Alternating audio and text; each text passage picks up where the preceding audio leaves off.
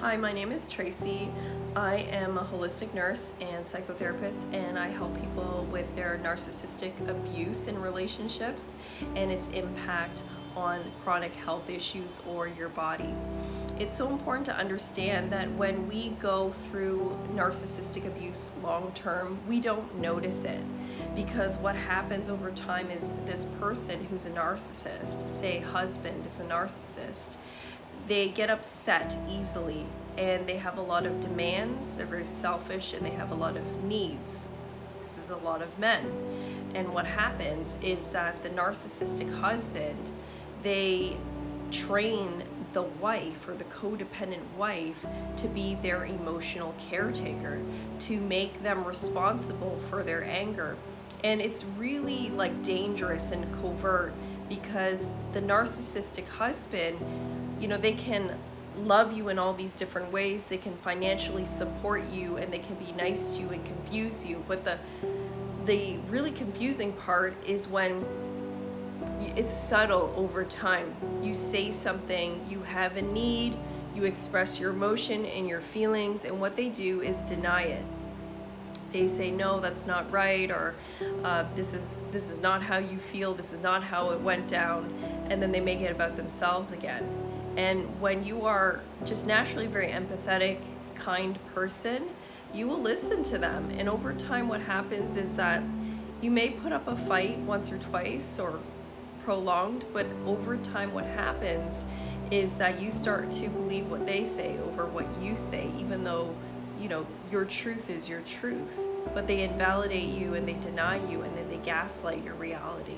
So you, over time, don't have your feelings validated, your thoughts and opinions, your voice becomes, it's not important, it's not seen, it's not heard, there's nothing there. And then they tell you that you're wrong, and so you start believing what they say. So they make you dependent, they make you mute, and they make you dependent on what they say. And because they're narcissistic, whatever they say goes, their way goes, they're always right, and you end up listening to them. That's what happens in narcissistic codependent relationships and marriages. In marriages, it's even harder because there's all these other commitments tied, and if you have kids, it's just, there's all these challenges.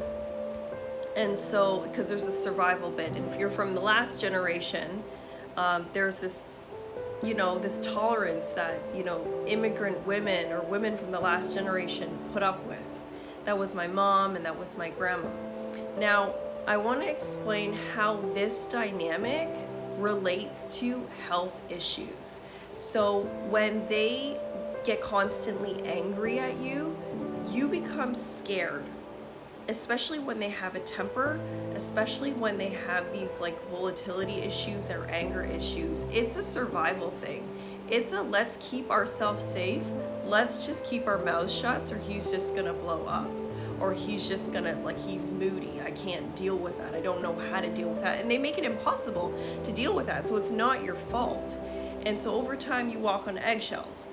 Over time, by survival, you end up managing their emotions. And over time, because they have so many demands and they're so good at blaming you, and they're so good at turning the tables or convincing you that you're wrong and that they're right, they gaslight your thoughts, your feelings, your process, your opinions on anything. And so over time, you erode your sense of identity and your voice. And because of their anger, because it was so unsafe to speak, you suppress your voice. And so not only does your identity, your thought process, your emotions get eroded and just shoved down into your nervous system while you're, frightened. You're frightened because they have anger issues. You don't say anything and you're frightened. What do you think that does to the body long term? It's so dangerous for the body. When people, when this cancer comes out of nowhere, or this disease comes out of nowhere, it doesn't come out of nowhere. It's long-term denial of what's happening in the relationship. It's long-term emotional, just unsafe relationships. It's long-term, you never got to speak up, you suppressed your emotions. It's long-term, there's no self-validation in your emotions, no emotional expression. Everything was just shoved and buried down, and your nervous system was in fawn and freeze. Your nervous system was primed to take care of an unsafe person. That's exactly what's happening, but it's so normalized in many cultures that we don't notice.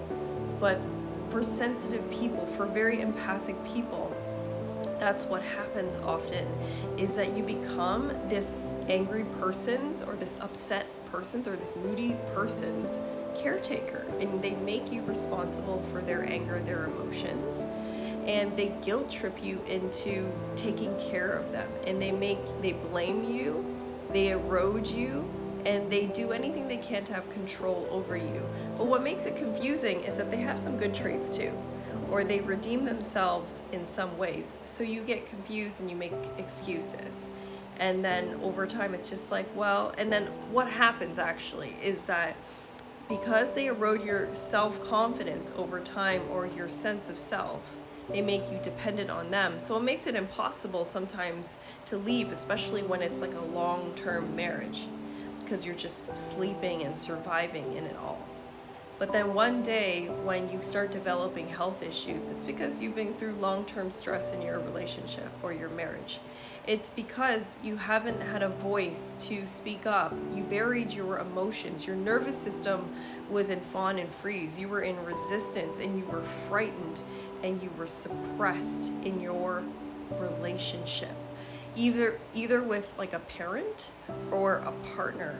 These kind of long-term toxic relationships where you have to basically manage other people out of fear of them getting upset at you, or them disapproving of you, or them getting angry. This fear runs so deep. This avoidance of conflict, this addiction to keeping the peace and making other people happy so that everything's calm.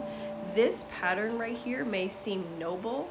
This pattern may seem like, okay, you're the nice person, there's the submissive wife, there's the nice wife who's really chill and doesn't get mad at anything. But this person who's really chill that doesn't get mad at everything, that's actually the person that's been trained to be easygoing because there was no other choice. When you're with such a difficult narcissistic partner, you actually, to survive the relationship, you have to mold into being a very easy, chill person.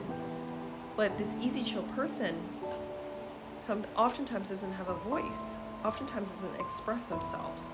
So it's so important to recognize these very subtle, normalized cultural patterns that we're living in, and not be so surprised where our illness is coming from, why our stomachs, why our immune systems are not that great, or where this disease came from, or if there's cancer, it's not overnight, it happened over time.